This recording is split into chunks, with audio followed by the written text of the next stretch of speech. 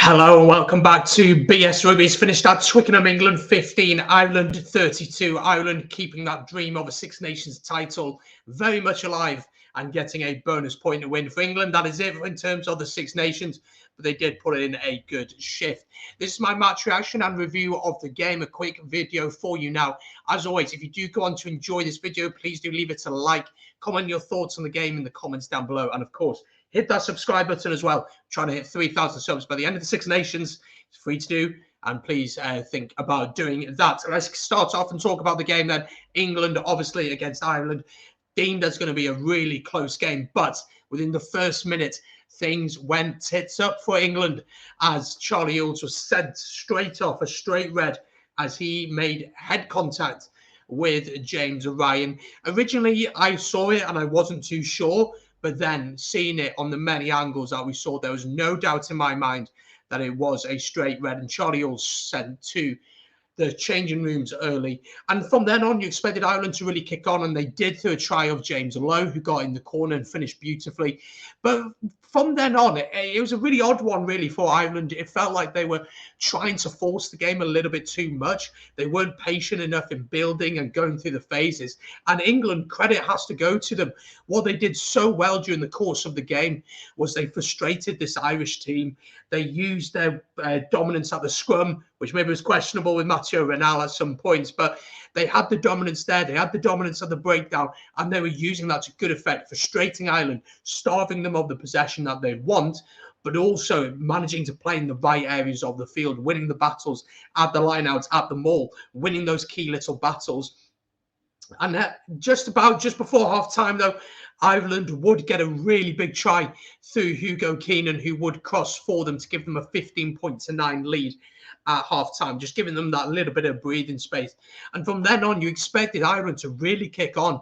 But again, a lack of discipline from this Irish team, costing them. Marcus Smith kicking his penalties as well and ensuring that they were able to still be in the game. But the game would eventually open up a little bit and Ireland would get a couple of tries. Jack Conan would cross, Finlay Bealham would cross as well for the bonus point and ensuring that they're still very much alive and kicking in this competition. Of course, they now need to go to Scotland and win. Need to welcome Scotland to the Aviva and win there, while they need to hope that France can slip up against England in Paris.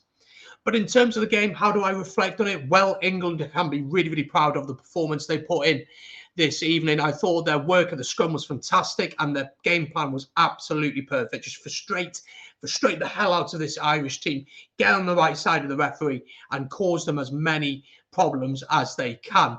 And the fact that England went down to 14 men so early on in this game, the game plan was perfect. And I thought that, although Matteo Renal, I thought, made a few wrong calls in some situations around the pitch, I thought England played it the way that they should. From an Irish perspective, they were trying to force it way too much. I was doing a watch on for this one, and myself and Kyle were constantly saying, just be patient, just go through the phases, just wait for your opportunity and they will come.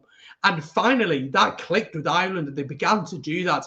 The likes of Robbie Hench came off the bench, offered them a little bit more stability, and they started to go through the phases and just be patient with it. A lovely try in the corner for Ireland. One of their tries was brilliantly worked, Hugo Keenan, and just being patient, using the extra man, using the extra space that they had throughout the game. And finally, they managed to get the win in this game. Ahead of next week, then, of course, England have to go to Paris. They'll have to dust themselves off and go again. They'll want to spoil the party over there. Ireland welcomes Scotland to the Aviva. Scotland haven't won there since 2010. And off the performance today against the Italians, I think Ireland will be pretty confident going into that. But they can only worry about themselves. And then we'll have to wait and see what England can do against France in Paris. But there we go. That is my quick match review of the game. As always, do let me know your thoughts in the comments down below on this one. Hit the like button and subscribe, of course. Check out my socials, all linked down below. Busy week on the channel in the build-up to the final round. And, of course, on next Saturday, we'll do watch-alongs for each of the games. Thank you very much for watching. Hope you've enjoyed the rugby over the weekend. Stay safe, and I will see you soon here on BS.